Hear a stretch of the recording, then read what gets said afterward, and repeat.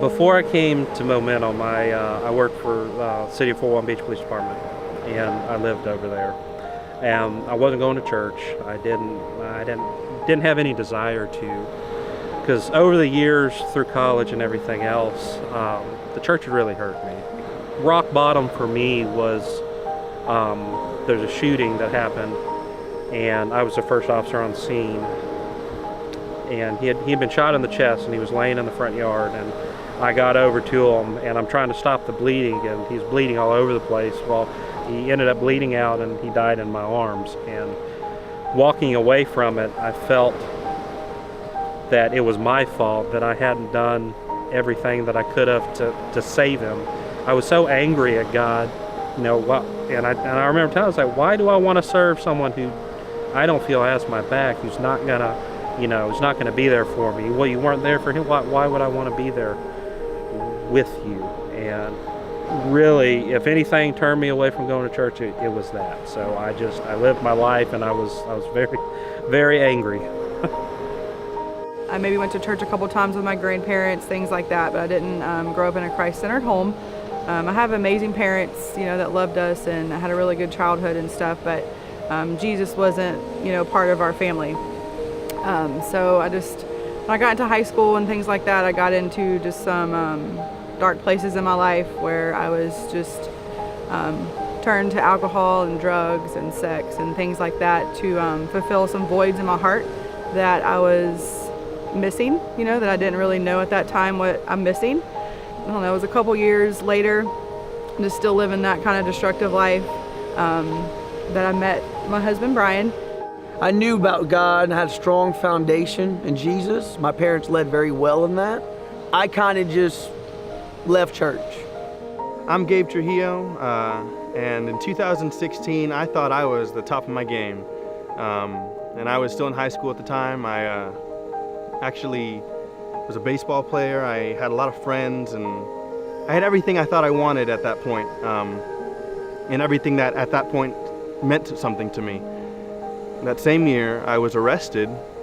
I was arrested for battery. Prior to that, my parents had always pushed on me who God was and who Jesus was, and so I knew everything I needed to know, and I wasn't listening. In the moment I was arrested, I was angry. I was angry at myself. I was angry with my parents. I was angry with my friends, of course, because I wanted to put blame everywhere else. And most of all, I was angry with God, because again, there was that foundation. I knew that God had a plan for my life, but I never wanted to give my life to that kind of plan. So October 2011, we had went to the Pensacola Interstate Fair that they have here every year. All of the locals know that that's the big thing, that we go to the fair. I don't know if Pastor Tim had yelled his name or if he saw him, but somehow they connected. And he just went over there, and I was like, who is he talking to? I was like, I am not walking over there, because at that time I was still, living for myself, and I probably had a beer in my hand, and I smoked at that time, so I was probably doing things like that. So I was like, I'm definitely not going over there, because I don't know who these people are. But so when he came back and he told me who it was, he was so excited. He was like, that's Pastor Tim, that was my youth pastor, and they're going to be starting a church, and we have to go, and things like that. So Tim is like coming down the fair, and I see him. I'm like, man, what the heck? So Tim's like, Brian. I'm like, Tim. And I'm like, so I go over there. I'm like, and he's like, hey, man, we're coming down here to start a church. We're coming down here to start a church. We want you to be a part of it. We're going to move down here. I think right a week or two after that, we started coming to Momentum.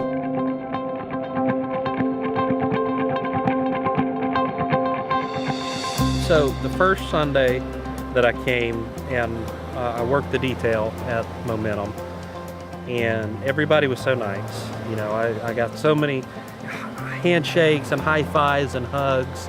Like, I was like, whoa, these people, I didn't know how to take it at first. I was like, these people are a little friendly. I don't know about this, And I was thinking, okay, well, it wasn't bad. I'll come back next week. I'll work it again next week. And so I came back, next Sunday. Everybody remembered my name.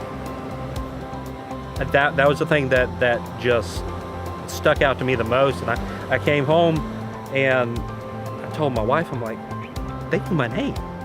I was like, man, you know, y'all have shown me so much love, and yeah, I'm just the deputy that comes and works, you know, the detail. Yeah, you know, that you didn't have a reason to be nice to me. You know, I'm doing this as a job. You just let me sit out in the parking lot. But no, they made the conscious effort. You know, they bring me coffee, they bring me food, and then they would tell me that they were praying for me.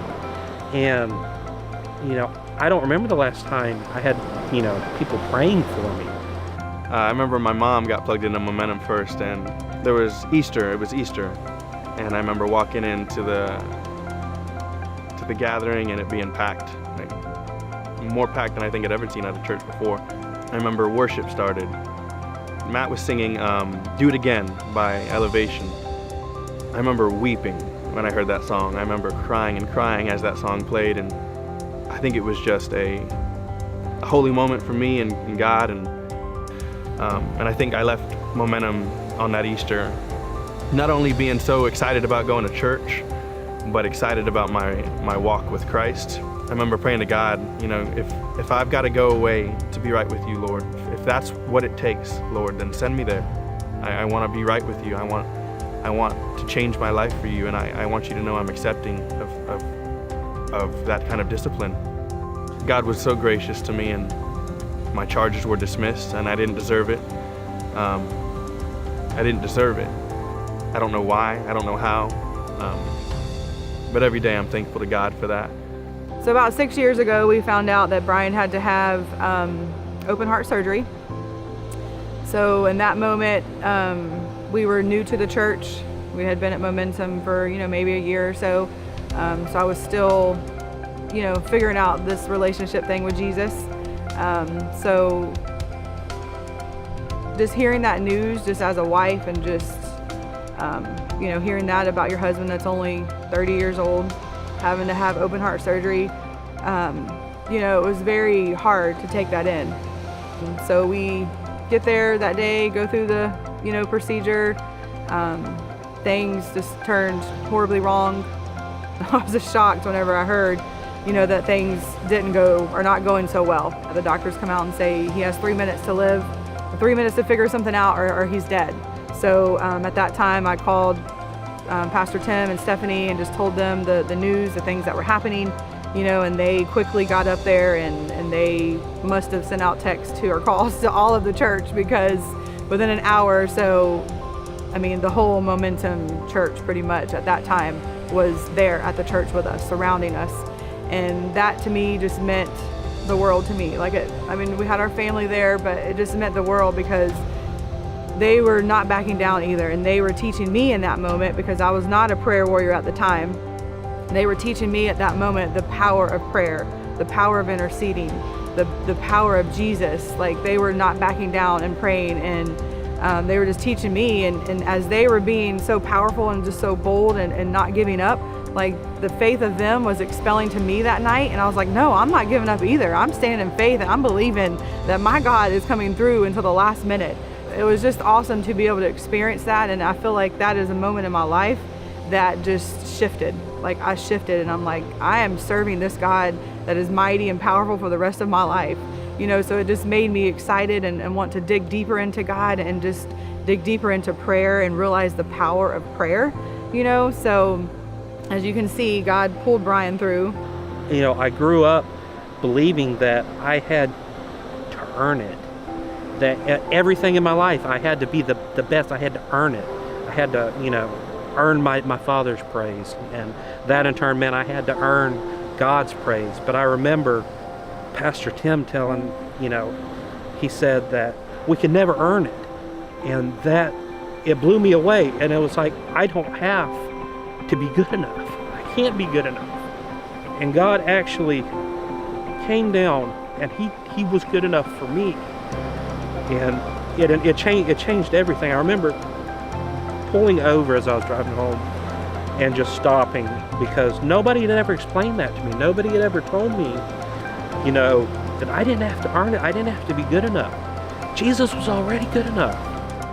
I didn't have friends for a long time. I didn't have any relationships in my life for a long time. It was like going back to the drawing board.